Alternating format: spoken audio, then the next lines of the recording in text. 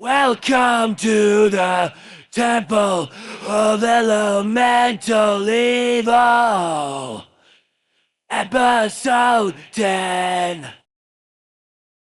I am Dreadmore, your Dungeon Master, and these are your players for Episode 10. Nyraxis, a third-level Infernal Tiefling Sorcerer.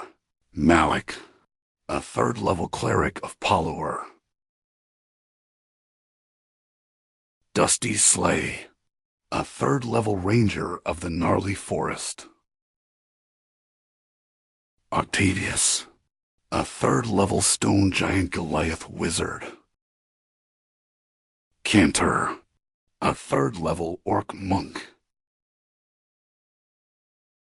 Gothox, a third-level Druid of the Gnarly Forest.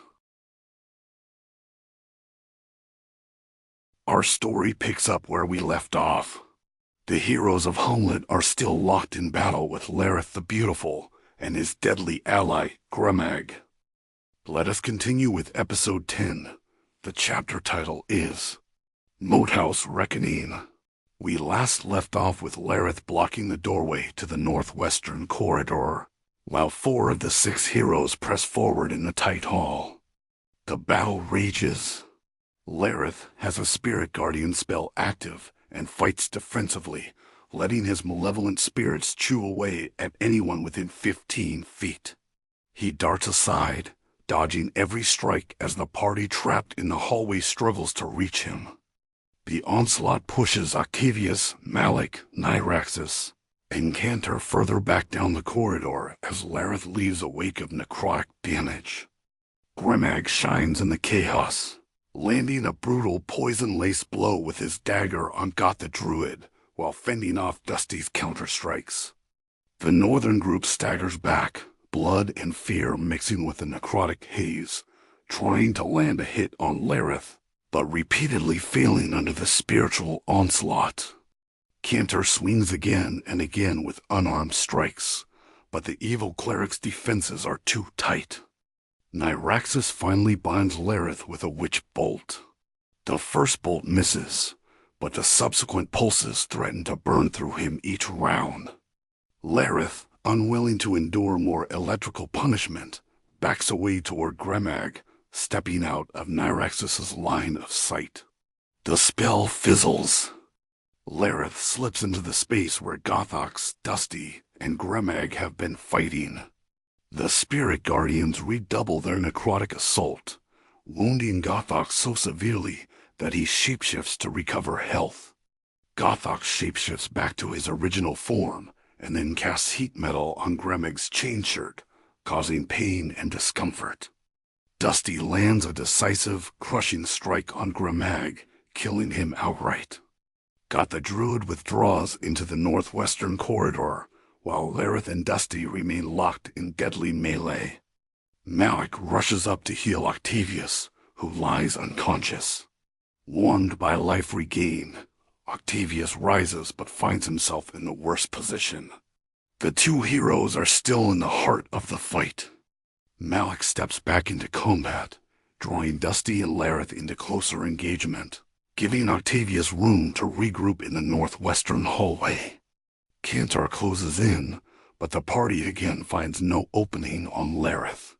One by one, Cantor, Dusty, and Gothox receive necrotic wounds from the Spirit Guardian spell, which is severe enough to force retreat. Lareth corners Malik in a long eastern corridor, about 60 feet from the party. He speaks of re-education in the ways of evil rather than killing him, but Malik refuses and continues to flee. The necrotic pulse from the Spirit Guardians gnaws away at him as Lareth presses the chase. Meanwhile, the rest of the party staggers back toward the fight, glimpsing that Malik is missing from their sight. They redouble their effort to rejoin the fray. Octavius casts 2 Scorching Rays spells at Lareth, but all 6 rays miss. Dusty and Cantor advance for melee support.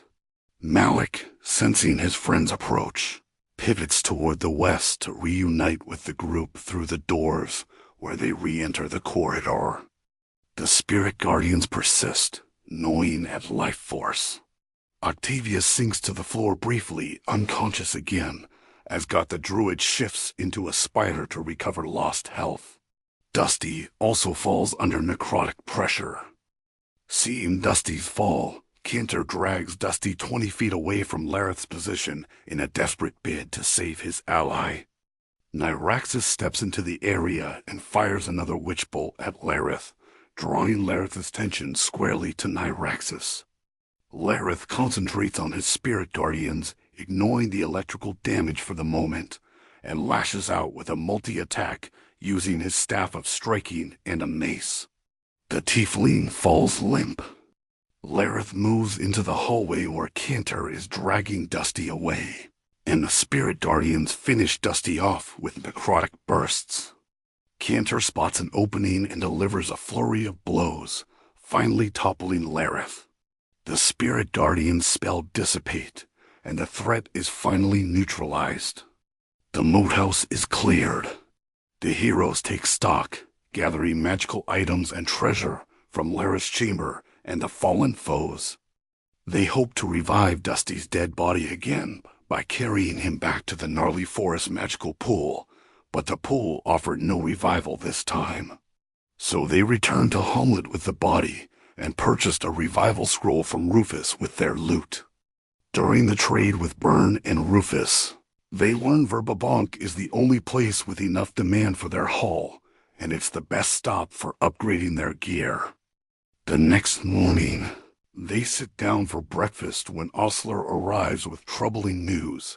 A strange transaction overnight hints at a new threat. It seems the trading post has changed ownership the night figures were seen leaving Hamlet for the moat house. Hearing of their planned trip to Verbabonk, Osler tells them of a threat. An old band has taken to raiding caravans from Verbabonk to Hamlet for months, devastating supplies and trade. Osler urges them to investigate, and in true hero fashion, they agree. Before leaving for Verbabonk, the group checks in at the trading post to learn about its new owner. They meet a poised, pretty woman behind the counter who purchased the post from Gremag 2 nights ago. She refuses to answer any further questions and ultimately demands they leave. Cantor presses, but she insists they are banned from the trading post. To seal the moment, Malik theatrically dons Lareth's expensive gold necklace, hoping to sway her. She admires the necklace and then tells them to leave. They're no longer welcome. The party exits the trading post and then heads to the Inn of the Welcoming Wench, planning their journey north to Verbabonk the next day. The road ahead will take them to Verbabonk to sell their loot, upgrade their gear and equipment. While uncovering the null threat at the old monastery in the Cron Hills, the fate of Hamlet, and perhaps more, hangs in the balance as they press onward. Join us next week for episode 11, where our heroes travel to Verbabonk and investigate the null threat in the Cron Hills.